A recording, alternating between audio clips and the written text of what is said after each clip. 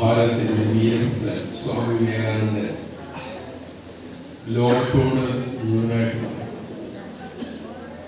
ഭാരതം അതിൻ്റെ തൻകാലിൽ നിൽക്കാനുള്ള വട്ടമിലാണ്. ഭാരതാംബ സുവർണ സിംഹാസനത്തിൽ അധികാരമുദ്രയോടുകൂടി വിരാജിക്കുന്നത് ഞാൻ കാണുന്നുണ്ട്. അത് സാധ്യമാണ്. എങ്ങനെ അത് സംഭവിക്കും എന്ന് വെച്ചിട്ടുണ്ടെങ്കിൽ നമ്മളിലൂടെ സംഭവിക്കും. ഇന്നിവിടെ ജനിച്ച കുട്ടികൾ, അതിന് അവരെ ഒരുക്കിയെടുത്ത മാതാപിതാക്കൾ, ആ ഭാരതാംബയെ സുവർണ സിംഹാസനത്തിൽ ഇരുത്താൻ ശ്രമിക്കുന്ന ഓജസ്സുള്ള ഭഗവാനാണ്. അത് മറ്റൊന്ന് ശ്രീമദ് ഭാഗവതം. ഭക്ഷണം കഴിക്കുന്നത് വിശപ്പ് മാറും, ഓജസ് ഉണ്ടാവും, ശരീരവും വളരും. ഓരോ ഉരുള കഴിക്കുന്നത് ഇതുപോലെ തന്നെയാണ്. ഈ നല്ല സംസ്കാരം വ്യക്തിയിൽ ധർമ്മം വളർത്തും, വിവേകം വളർത്തും, ധൈര്യം വളർത്തും. അതിൻ്റെ അഭാവമാണ് നമ്മുടെ നിലനിൽപ്പ് കാണുന്നത്.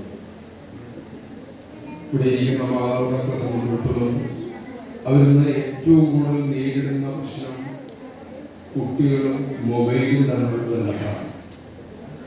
40-45 വർഷത്തോളമായി സ്കൂളുകളിൽ പോകുന്ന ഒരാളാണ്. അതുകൊണ്ട് പറയാം,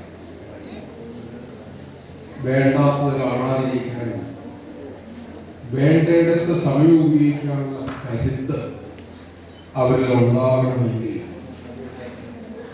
ഈ ധർമ്മം അവർ വളർത്തിയേ തീരും.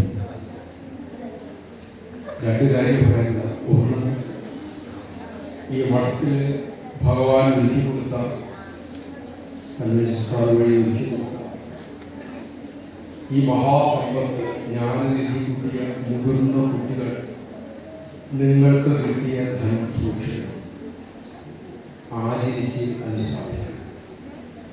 മറ്റുള്ള കൊച്ചു കുട്ടികളാണ്, അവരെ ഒരുക്കി കൊണ്ടുവരാൻ അച്ഛനും അമ്മയും ശ്രമിച്ച് തീരും. അങ്ങനെ ഉണ്ടായിട്ടുണ്ടെങ്കിൽ ഇപ്പം അനുസാറിന്റെ ചേട്ടത്തിനൊരു കാര്യമുണ്ട്. ഇങ്ങനെ ഒരു അനുജനുണ്ടായി ഞാൻ അഭിമാനിക്കുന്നു. സത്യം പറഞ്ഞാൽ അതിനേക്കാൾ ഇന്നലെ സർട്ടിഫിക്കറ്റ് ഇദ്ദേഹത്തിന് കിട്ടാറുള്ളത്.